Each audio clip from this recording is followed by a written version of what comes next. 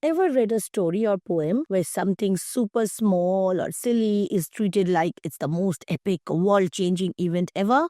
That is called a mock epic, and it's one of the funniest, cleverest tools in literature.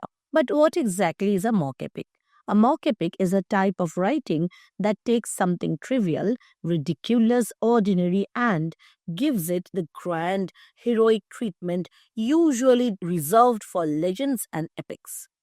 To understand a mock epic, you first need to know what an epic is. Epics are big, dramatic stories about heroes, gods, battles, like Homer's The Iliad or Virgil's The Aeneid.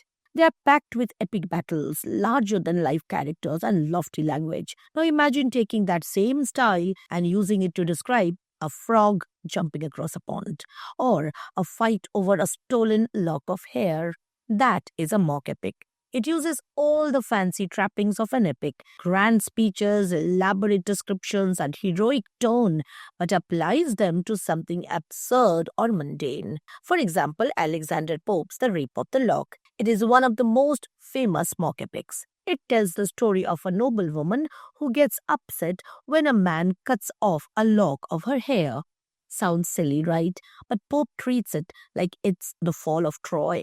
There are invocation, grand setting, elevated styles, supernatural forces, gods intervening, dramatic speeches, and even a battle scene all over a single strand of hair. Take Jonathan Swift's Battle of the Books, another great mock epic. It describes a literal fight between old books and new books in a library.